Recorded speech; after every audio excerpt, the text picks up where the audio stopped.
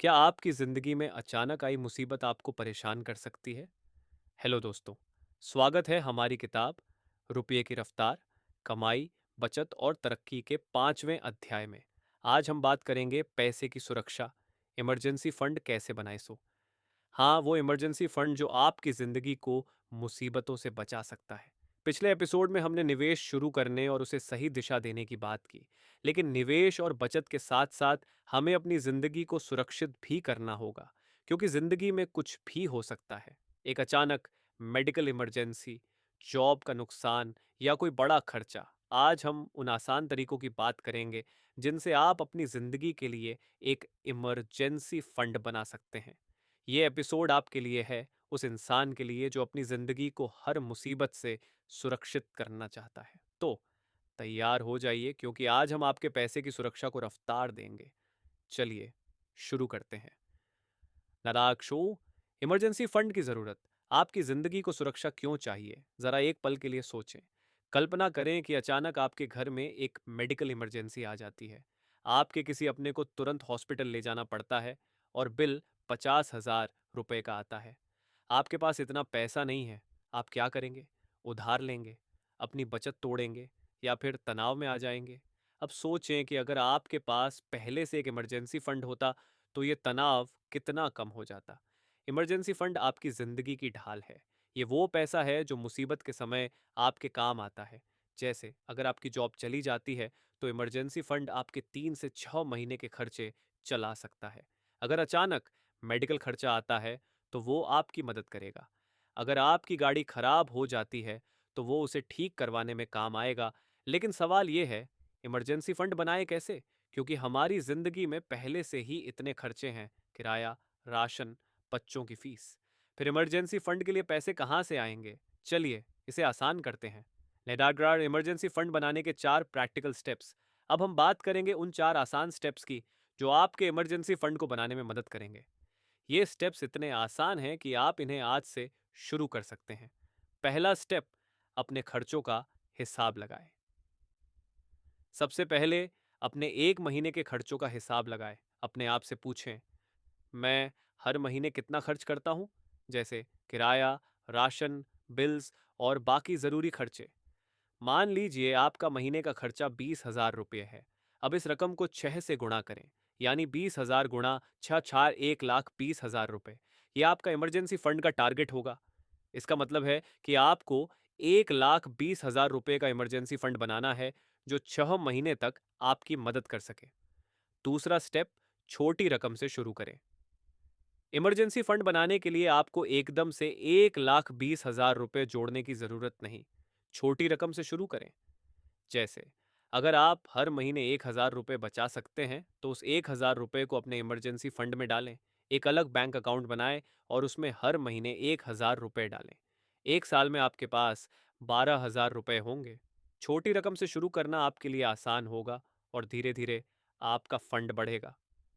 तीसरा स्टेप, गैर जरूरी खर्चों को काटें। अपने इमरजेंसी फंड को तेजी से बढ़ाने के लिए अपने गैर जरूरी खर्चों को काटें। जैसे अगर आप हर दिन बाहर से 20 रुपए की चाय पीते हैं तो उसे घर पर बनाएं। इससे आप हर महीने 600 रुपये बचा सकते हैं। अगर आप हर हफ्ते बाहर खाना खाते हैं तो उसे महीने में एक बार करें। इससे आप 500 से 700 रुपये बचा सकते हैं। इन बचाए हुए पैसों को अपने इमरजेंसी फंड में डालें। गैर जरूरी खर्चों को काटना आपके फंड को रफ्तार देगा। चौथा स्टेप, साइड इनकम का इस्तेमाल करें। अगर आपके पास साइड इनकम है तो उसका कुछ हिस्सा अपने इमरजेंसी फंड में डालें। जैसे अगर आप ट्यूशन देकर हर महीने 3,000 रुपये एक्स्ट्रा कमाते हैं तो उसमें से 1,000 रुपये अपने इमरजेंसी फंड में डालें। या अगर आप फ्रीलांसिंग करके 5,000 रुपये कमा रहे हैं तो उसमें से 2,000 रुपये अपने फंड में डालें। साइड इनकम का इस्तेमाल आपके इमरजेंसी फंड को तेजी से बढ़ाएगा। ये 4 स्टेप्स आपके इमरजेंसी फंड की शुरुआत करेंगे। और जब आपका इमरजेंसी फंड बन जाएगा तो आपकी जिंदगी हर मुसीबत से सुरक्षित हो जाएगी। लेकिन सवाल यह है, इस फंड को सही तरीके से मैनेज कैसे करें? चलिए इसके बारे में बात करते हैं। जार से इमरजेंसी फंड को मैनेज करने के 3 टिप्स। इमरजेंसी फंड बनाना एक बात है, लेकिन उसे सही तरीके से मैनेज करना दूसरी। तो चलिए 3 आसान टिप्स देखते हैं जो आपके इमरजेंसी फंड को सही तरह से मैनेज करेंगे। पहला टिप, फंड को अलग रखें। अपने इमरजेंसी फंड को अपने रोजमर्रा के अकाउंट से अलग रखें। एक अलग सेविंग अकाउंट बनाएं और उसमें अपने इमरजेंसी फंड के पैसे डालें। अपने आप से कहें, ये पैसा मैं सिर्फ इमरजेंसी में इस्तेमाल करूंगा। अगर आप इस पैसे को अपने रोजमर्रा के अकाउंट में रखेंगे तो आप उसे गलती से खर्च कर सकते हैं। फंड को अलग रखने से वो सुरक्षित रहेगा। दूसरा टिप, इसे सिर्फ इमरजेंसी में इस्तेमाल करें।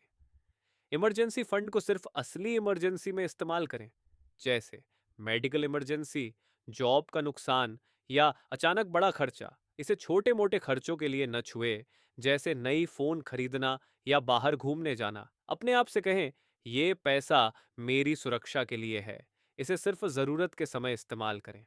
तीसरा टिप, इस्तेमाल के बाद फिर से भरें। अगर आपको अपने इमरजेंसी फंड का इस्तेमाल करना पड़ता है तो उसे जल्दी से फिर से भरें। जैसे अगर आपने अपने 1,20,000 रुपये के फंड में से 20,000 रुपये मेडिकल इमरजेंसी के लिए इस्तेमाल किए, तो अगले कुछ महीनों में उस 20,000 रुपये को फिर से अपने फंड में डालें। हर महीने थोड़ा थोड़ा डालें ताकि आपका फंड फिर से पूरा हो जाए। अपने फंड को हमेशा तैयार रखें। इमरजेंसी फंड को मैनेज करना आपकी जिंदगी को सुरक्षा देता है, और जब आपका फंड तैयार रहेगा तो आप हर मुसीबत का सामना हिम्मत से कर पाएंगे। निष्कर्ष, अपनी सुरक्षा को रफ्तार दें दोस्तों। ये था हमारी किताब रुपये की रफ्तार, कमाई, बचत और तरक्की का 5वां अध्याय। आज हमने सीखा कि इमरजेंसी फंड कैसे बनाएं और उसे सही तरीके से कैसे मैनेज करें। आज हमने समझा कि आपकी जिंदगी को हर मुसीबत से सुरक्षित करने के लिए एक इमरजेंसी फंड कितना जरूरी है।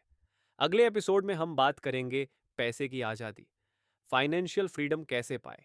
हम देखेंगे कि अपनी जिंदगी को फाइनेंशियल स्ट्रेस से आज़ाद कैसे करें।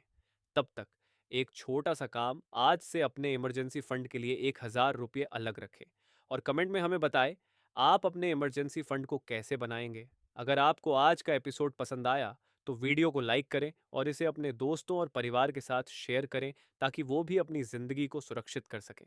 अपनी सुरक्षा को रफ्तार दें, अपनी ज़िंदगी को बेहतर बनाएं। मिलते हैं अगले एपिसोड में। बाय।